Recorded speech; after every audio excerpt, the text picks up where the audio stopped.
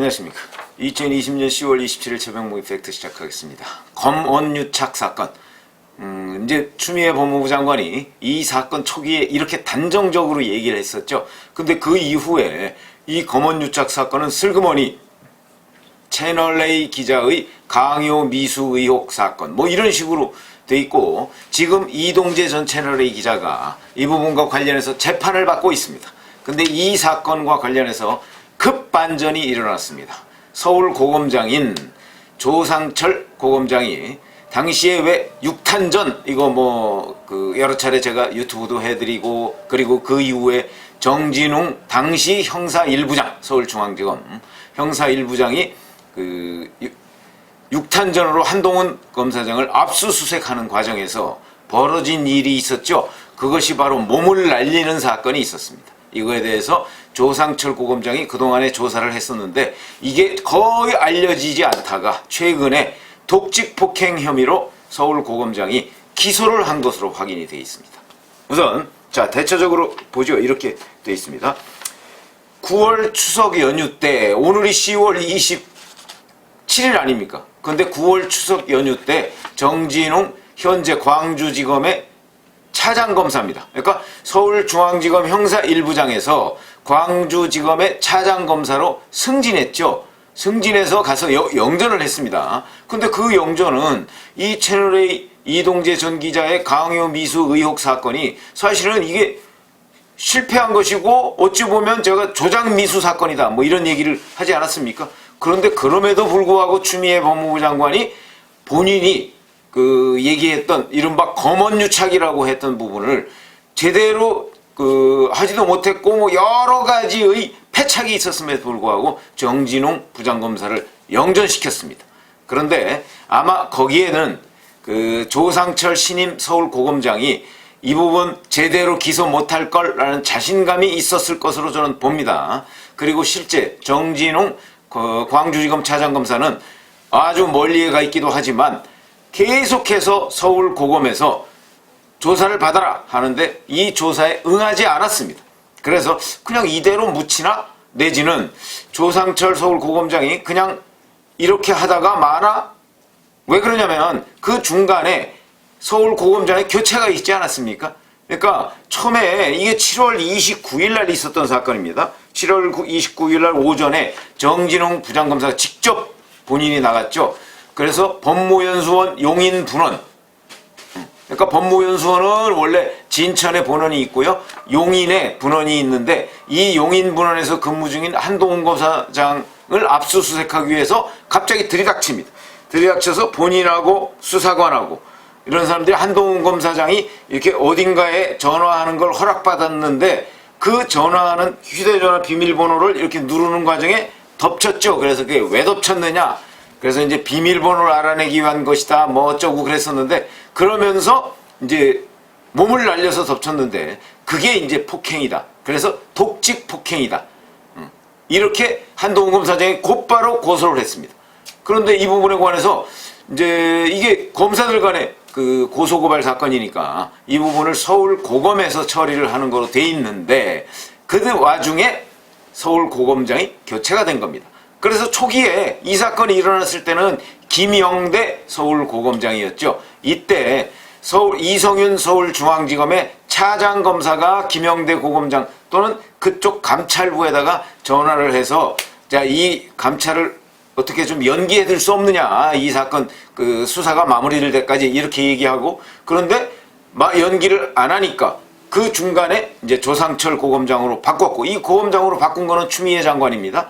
그리고 나서는 이제 이성윤 서울중앙지검장이 그 전이군요. 이성윤 서울중앙지검장이 김영대 고검장을 찾아가서 직접 연기 요청을 했는데 김영대 고검장이 그것을 받아들이지 않았습니다. 그리고 이제 김영대 고검장은 퇴임을 했고 신임 고검장이 조상철 고검장인데 제가 말씀드렸었죠. 조부영 전 국회 부의장의 아들이다.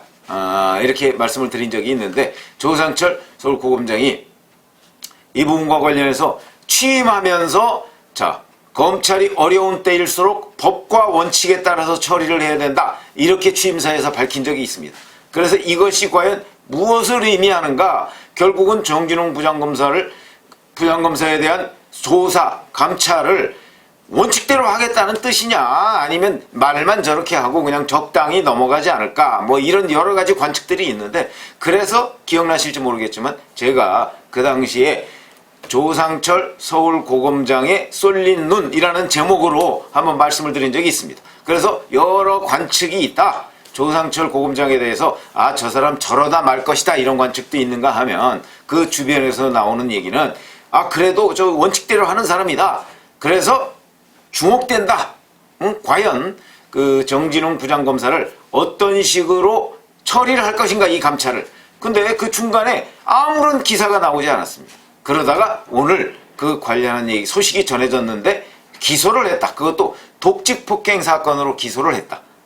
이런 소식이 나오는데, 이제는 기소했으면 재판에 넘어가야 됩니다. 근데 이 독직폭행은요, 그 실형만 있지 거기에 벌금형 뭐 이런 게 없습니다. 그렇기 때문에 아마 이 재판 결과가 주목되는데, 어찌됐든 간에 정진웅 그 차장검사가 한동훈 검사장을 그 이동재 전 기자와 함께 이렇게 엮으려고 하다가 실패한 거죠. 왜냐면 그 엮는 기본적인 자료가 2월 14일 날 이동재 기자와 한동훈 검사장이 만났다. 그리고 그에 대한 녹취, 뭐 이걸 기본으로 하려고 하는데, 그 녹취에 보면 한동훈 검사장이 심지어는 유시민 노무현재단 이사장의 비리나 뭐 이런 부분에 관해서 나 그거 모른다, 그리고 신라젠 사건은 그런 게 아니다, 계속 이렇게 했음에도 불구하고 그것을 사실상 검언유착으로 조작하려고 했던 사건입니다. 그런데 이 사건에 대해서 정진웅 부장검사가 그걸 어찌됐든 간에 한동훈 검사장하고 엮어서 윤석열 검찰총장에 대해 치명타를 가하려고 조작을 시도했던 사건인데, 이 조작 시도의 그 어떤 핵심 당사자가 바로 정진웅 부장검사고, 바로 어찌됐든 간에 그런 조작 시도에 대한 공로를 인정받은 것으로 보입니다. 그래서 승진, 영전이죠, 영전. 승진도 하고 이렇게 했는데, 그 부분에 관해서 지금 조상철 서울고검장이 감찰을 통해서 기소를 했다.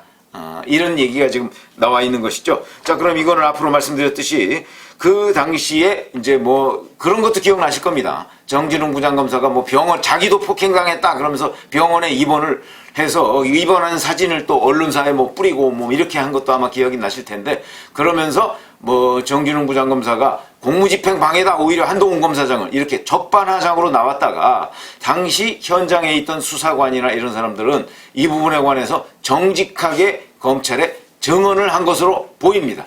그렇기 때문에 슬그머니 서울중앙지검이 이 공무집행 방해는 아니다, 이렇게 뒤로 물러섰죠. 그래서 아마 지금 뭐 정확하게 드러난 것은 없지만 제가 보건대는 이성윤 서울중앙지검 그 차원에서 조상철 서울고검장한테 이 부분을 어찌됐든 간에 유야무야시키기 위해서 아마 상당한 노력을 했을 가능성이 매우 높다. 그건 이제 안 보이는 부분인데 그럴 가능성이 있는데, 그럼에도 불구하고 조상철 서울고검장이 과단성 있게, 그러나 뭐 일정한 절차를 밟아서 기소를 했다, 이런 얘기가 되는 것이죠. 이렇게 따지면 결국은 자, 추미애 법무부 장관과 이성윤 서울중앙지검장, 그 다음에 기타 등등 여권이 무수히 많은 노력, 결국은 정진웅 부장검사 또는 지금 현재의 차장검사를 구하기 위해 무수히 많은 노력을 했을 것으로 추측이 되는데, 그럼에도 불구하고 조상철 서울고검장의 뚝심, 이게 결국은 통했다. 그래서 그런 거보다는 법과 원칙에 따라서 처리한 결과가 아니겠는가. 왜 그러냐면 보통 이런 식으로 계속해서, 왜 그러냐면 계속해서 정진웅 차장검사가 감찰에 응하지 않을 수도 있습니다. 근데 그럼에도 불구하고 이게 강제적으로 조사를 한 거거든요. 강제적으로 조사를 했다면 결국은 감찰에서 바로 이거를 정진웅 차장검사를 피의자로 전환해서 수사를 벌인 결과다. 그게 7월 29일 날 있었던 사건이 무려 한 2달여 만에 겨우 이제 조사를 마치고 기소를 한 것으로 확인이 됐다. 이렇게 지금 언론 보도에 조선닷컴과 중앙닷컴에 나왔더군요. 그래서 이런 내용을 보면 이 기소된 사실이 확인됐다. 그러면 이제 앞으로 정진웅 지금 광주지검 차장검사는 이 독직폭행 혐의와 관련해서 재판을 받게 됐다.